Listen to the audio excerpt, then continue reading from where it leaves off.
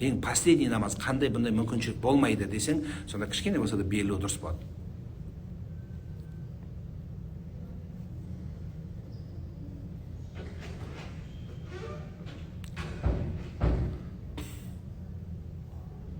Ассалаумағалейкум. Уағалейкумассалам.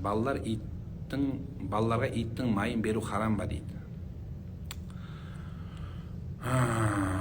Біз 21-ші ғасырдамыз, кішкене КТ деген аппараттар шыққан қазір, компьютерный томография, ФГДС деп қояды, жақсы аппараттар шыққан қазір, өкпені түсіретін аппараттар бар, ультразвуковой аппараттар өте көп. Енді аптека толған дәрігерлер өте көп жан. Енді сен 21-ші ғасырда иттің майын ішіп не көрдің? Қандай ауру болса да, өзі 21-ші ғасырда ақыл есі дұрыс адам бұндай нәрсе жасамайды жан. Ол баяғыда болған шығар, түйенің сүтіне зәр қосып ішкен шығар, баяғы заманда ол қажеттілік болған шығар, бүгін таңда ол нәрсенің қажеті жоқ. Себебі бұл нәрсе қалған дүние. Ол ана көзіне теріскен шыққан кезде жіп байлаған сияқты дүние ғана. Енді ол өтті кетті ғой жаным, не керегі бар оның? Сондықтан біз саналы адамдар саналы істегеніміз дұрыс шығар. Немесе бала ауырып жатса, өкпесін түсір, жөтеле берсе, өкпесін рентгенге түсірсең, хотя бы томографияға 9000 теңге соған төлеп түссең, жақсы болады. Соны айтады, өкпесіне не бар екен, жөтелгені басылады жаным. Ереже солай.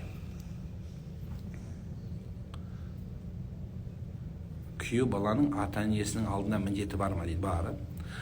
Күйеу баланың енесі мен қайнатасының алдында міндеті бар, неге жоқ?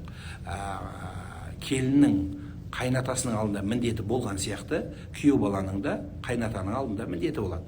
Оларға тиісті құрмет жасау, көңілін сұрау, келген кезде қызметінде болу, жақсы сөз сөйлеу. Бізде анау енесіне сөйлеу, қызмет жасаса бір подкаблучник еркек сияқты болып көрінеді да.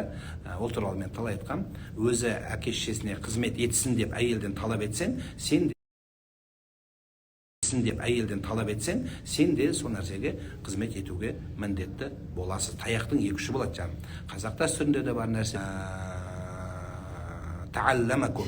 Яғни атана дүниеге келтірген атана, ұлын беріп қызын берген атана, және дәріс берген ұстаздар да белгілі бір мөлшерде атананың үкімінде болады. Келіннің қайнағаға деген құрметі қандай болу керек? Күйеуіне қандай құрмет жасаған болса, күйеуінің бауырына да солай